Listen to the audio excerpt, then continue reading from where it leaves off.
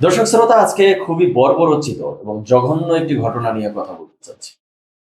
আপনারা মিডিয়া এবং সোশ্যাল মিডিয়ার সুবাদে অনেকেই হয়তোবা জেনেছেন যে টাঙ্গাইলে একজন গর্ভবতী নারীকে রেপ করে হত্যা করা হয়েছে এবং সেই নারীর গর্ভে যে সন্তান ছিল সেই সন্তানকে বের করে হত্যা করে দেওয়া হয়েছে। এই ঘটনা দেখার পর বা জানার পর বাকরুদ্ধ হয়ে যাচ্ছে এখন যে এই ঘটনা বাংলাদেশে ঘটতেছে। সেই বাংলাদেশের মানুষ আমি, বাংলাদেশের নাগরিক আমি, আমরা দেখতেছি, অবাক হচ্ছি। হয়তোবা ২-৪ দিন পর আবার অন্য কোনো টপিক সামনে আসবে, ভুলে যাব। কি হচ্ছে দেশে? এই দেশ, এই রাষ্ট্র, এই সমাজ কোন দিকে যাচ্ছে? আইয়ামে জাহিলিয়াতের যুগের হিস্ট্রি শুনেছি, বাস্তবে তো দেখিনি। অন্ধকার যুগের কথা শুনেছি। তো এখন তো মনে হচ্ছে সেই আইয়ামে জাহিলিয়াতের যুগের ঘটনাগুলোই আস্তে আস্তে ঘটা শুরু করেছে। আমাদের দেশে জনসংখ্যা বাড়ছে, আর এর পাশাপাশি তাহলে এই ধরনের অমানুষের সংখ্যাও বাড়তেছে। হয়তোবা হাত পা শরীরের অবকাঠামোতে এদেরকে মানুষের মতো মনে হলেও মানুষের শ্রেণীতে তো এরা পড়ে না। কোনো মানুষ এই কাজ তো করতে পারে না। কোনো মানুষের দ্বারা তো রেপ করা পসিবল না। তা আবার একজন গর্ভবতী নারীকে রেপ করা, গর্ভের বাচ্চাকেও বের করে হত্যা করে দেয়া। তো এই অমানুষের সংখ্যা তাহলে দিন দিন বাড়ছে। আর এই অমানুষদেরকে জন্তু জানোয়ারের সাথেও কম্পেয়ার করা ঠিক হবে না, কারণ জন্তু জানোয়ারদেরকেও আমরা দেখেছি তাদের সেম শ্রেণীর প্রাণীদের প্রতি তাদের ভালোবাসা, মমত্ববোধ, সহানুভূতি থাকে। কিন্তু এই মানুষরূপী অমানুষ জানোয়ারগুলো জন্তু জানোয়ারকেও হার মানছে। আর একটা বিষয় দেখে আমি অবাক হয়েছি যে আমরা কি দিন দিন আমাদের নৈতিকতা, আমাদের মানবিকতা, কমন সেন্স হারিয়ে ফেলতেছি। সোশ্যাল মিডিয়ায় আপনারা যদি স্টিল পিকচার বা ভিডিও দেখেন, সেখানে দেখবেন যে এই গর্ভবতী নারীর যে ডেড বডির কোমরের নিচের অংশে কোনো পোশাক নেই।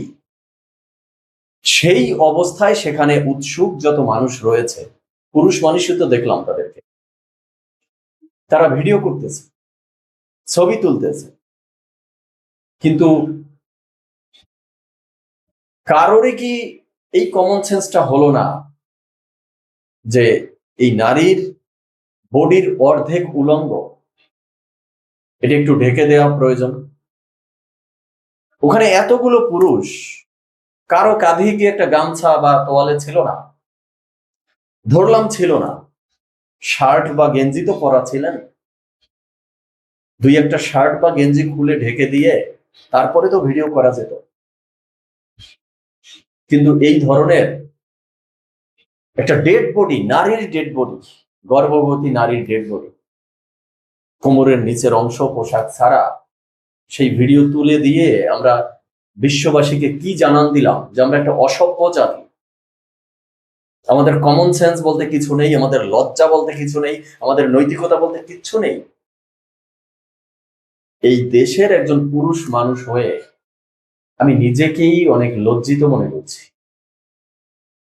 পুরুষ পরিচয় দিতেই লজ্জা লাগতেছে যে দিন দিন আমরা মনে হয় মানুষের যে সংজ্ঞা, মানুষ হতে হলে যেই ক্রাইটেরিয়া বা গুণাবলীগুলো থাকা দরকার, সেগুলো হারিয়ে ফেলতেছি। কোনো একটা ঘোরের মধ্যে আমরা আবদ্ধ হয়ে পড়তেছি। মোবাইল, ফেসবুক, এই টেকনোলজি, কর্মব্যস্ততা, এই সবকিছুর মাঝে মনে হয় আমরা আমাদের মানসিকতা, আমাদের মানুষের পরিচয়টাকে হারিয়ে ফেলতেছি। ভিডিওতে আপনারা দেখবেন যে সেখানে যে কনভারসেশন গুলো হচ্ছে, সম্ভবত সেখানে কোনো একজন পুলিশ, একজন বা একাধিক পুলিশ কর্মকর্তাও আছে, বিভিন্ন বিষয়ে স্থানীয়দেরকে জিজ্ঞাসা করছে, অথচ কারোরই খেয়াল নেই বা কারোরই কমন সেন্সটা জাগেনি, কারোরই এই মানবিকতা, নৈতিকতা জাগেনি যে একটা শার্ট খুলে বা গেঞ্জি খুলে আগে ডেড বডিটাকে একটু ঢেকে নেই। একটা শালীনতার বিষয় তো আছে। কি বলবো বলুন এই বিষয়ে? কি হবে এখন? বিভিন্ন জায়গা থেকে, মিডিয়া থেকে, সংগঠন থেকে আওয়াজ উঠবে। এরপরে অপরাধীকে খুঁজতে বের হবে, গ্রেপ্তার করা হবে। গ্রেপ্তার করলে কি হয় আমাদের দেশে? আদালতে তোলা হয়, পুলিশের পক্ষ থেকে রিমান্ড চাওয়া হয়, আর আসামির পক্ষে কোনো না কোনো আইনজীবী দাঁড়িয়ে তাকে আবার তার জামিনও চাওয়া হয়। জানি না এই ধরনের আসামির ক্ষেত্রে কোনো আইনজীবী দাঁড়াবে কিনা তার জামিন চাওয়ার জন্য। তো আদালত হয়তোবা রিমান্ড মঞ্জুর করবে, কারাগারে প্রেরণ করবে। এরপরেই শুরু হবে তদন্ত।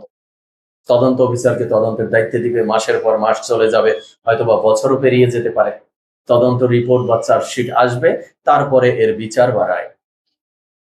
তো এই যে বিচারের প্রসিডিউর, এটি কেন করা হয় এতটা টাইম নিয়ে? কারণ হলো কোনো অপরাধীকে অপরাধ করেছে বলে তার উপরে যাতে আবার নতুন করে অন্যায় করা না হয়, অবিচার করা না হয়। তিনি আসলেই অপরাধী কিনা, অপরাধের সাথে কতটুকু তার সংযুক্তি রয়েছে, তিনি কতটুকু অপরাধ করেছেন, সেই বিচার বিবেচনা করে তার সাথে যাতে ন্যায় বিচার করা হয়, তাকে শাস্তি দিলেও সেটা যাতে আইন মতে পারফেক্ট শাস্তি দেওয়া হয়, অতিরিক্ত কোনো শাস্তি তার উপরে প্রয়োগ করা না হয়, সেই লক্ষ্যে এই আইনি প্রসিডিউর, তাই তো? তো এই যে অপরাধী, একেও হয়তোবা অপরাধীর শ্রেণীতে রেখে এই প্রসিডিউরই মেনটেন করা হবে। কিন্তু আমি যেটা বলতে চাচ্ছি, এই অপরাধীকে তো মানুষের পর্যায়ে রাখা যাবেই না, জন্তু জানোয়ারের পর্যায়েও রাখা যায় না। অপরাধীর পর্যায়ে কি রাখা যাবে?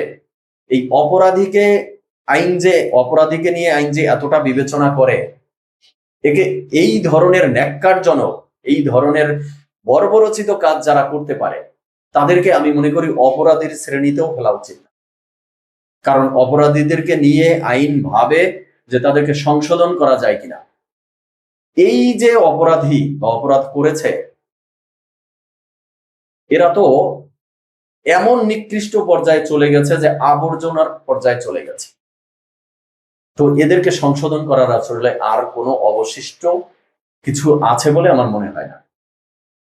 তাই এদেরকে আমি বলবো, এই সরকারের প্রতি অনুরোধ থাকবে যে যত দ্রুত সম্ভব গ্রেপ্তার করুন, একজন থাকুক একাধিক থাকুক, এবং এদেরকে অপরাধীর শ্রেণীতে ফেলে এই আইনি প্রসিডিউরে মাসের পর মাস, বছরের পর বছর অতিক্রম করার কোনো দরকার নেই।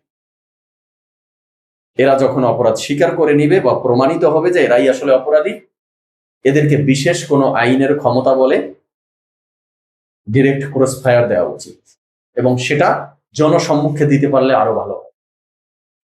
কারণ এই অপরাধ, এই রেপ বা ধর্ষণের অপরাধ দিন বাই দিন বেড়েই চলছে। এটা ব্যতিক্রম কোনো ঘটনা না। হয়তোবা এখানে ব্যতিক্রমী হলো যে একজন গর্ভবতী নারী এবং গর্ভের সন্তানকেও বের করে হত্যা করা হয়েছে। কিন্তু রেপের ঘটনা তো অ্যাভেলেবেল আমাদের দেশে ঘটছে, এবং দিন বাই দিন সেই সংখ্যা বেড়েই চলছে। আইন দিয়েও থামানো যাচ্ছে না। তো প্রকাশ্যে শাস্তি দিয়ে থামানো যায় কিনা, এটা নিয়ে মনে হয় ভাবা উচিত। আমার মনে হয় সরকার, আইন শৃঙ্খলা বাহিনীতে যারা রয়েছেন, আইন তৈরিতে যারা রয়েছেন, এদের মনে হয় এই বিষয়ে ভাবা উচিত। না হলে আমাদের দেশে এই যে রেপ বা ধর্ষণের মতো বর্বরচিত ঘটনা বেড়েই চলছে, বেড়েই চলতে থাকবে। আর এর পেছনে আর একটা কারণ, মাদকের ছয়লাভ। প্রতিটি গ্রামে মহল্লায়, শহর তো আছেই, একদম গ্রামের প্রত্যন্ত অঞ্চল পর্যন্ত এখন মাদকের ছয়লাভ চলছে, মাদকের রাজ্যে পরিণত হয়েছে। আর এই ধরনের অপরাধীরা বেশিরভাগ ক্ষেত্রে অ্যাডিক্টেড হয়, মাদকাসক্ত হয়। তো এই রেপকে থামাতে হলে, কন্ট্রোল করতে হলে মাদককে থামাতে হবে। এই মাদকের বিরুদ্ধে, রেপের বিরুদ্ধে এই সরকারের কঠিন থেকে কঠিনতর পদক্ষেপ নেওয়া উচিত, অপারেশন চালানো উচিত। না হলে এদেরকে আসলে থামানো যাবে না। তো এই জায়গায় এসে আরেকটা ঘটনা একটু কনক্লুশনে এসে শেয়ার করতে চাই। 24-এর আন্দোলন, অভ্যুত্থান, সেই সময়েও কিন্তু পুলিশের একজন নারী কর্মকর্তাকে কি বলবো, খুন করা হয়েছে, হত্যা করা হয়েছে না, কিভাবে বললে আপনাদের কাছে মনে হবে যে ঠিকভাবে বলা হয়েছে? অনেকে তো 24-এর আন্দোলনে পুলিশ হত্যাকে হত্যা বলতে চায় না, খুন বলতে চায় না। তো সেই নারী পুলিশ কর্মকর্তার পেটে বাচ্চা ছিল, প্রেগনেন্ট ছিলেন। সেই আন্দোলনকারীরা, জুলাই যোদ্ধারা বা যে নামেই ডাকেন না কেন, তাদের কাছে আকুতি মিনতি করেছিল ওই নারী পুলিশ কর্মকর্তা যে আমার পেটে বাচ্চা, আমাকে মাইরেন না, বাচ্চাটাকে মাইরেন না। কিন্তু সেই সময়ে আন্দোলনকারীরাও কিন্তু শুনেন। কি বলবেন? কোন শ্রেণীতে ফেলবেন, কাকে কোন শ্রেণীতে ফেলবেন? আসলে বাকরুদ্ধ হয়ে যাওয়া ছাড়া আর কোনো উপায় তো দেখছি না। দর্শক শ্রোতা, আজকে এই পর্যন্তই। আপনারা আপনাদের মতামত জানাবেন এবং সবাই সবার জায়গা থেকে আওয়াজ তুলুন মাদকের বিরুদ্ধে, ধর্ষণের বিরুদ্ধে, সমাজের অন্যায় অনিয়মের বিরুদ্ধে। সবাই ভালো থাকবেন, সুস্থ থাকবেন। ধন্যবাদ সবাইকে।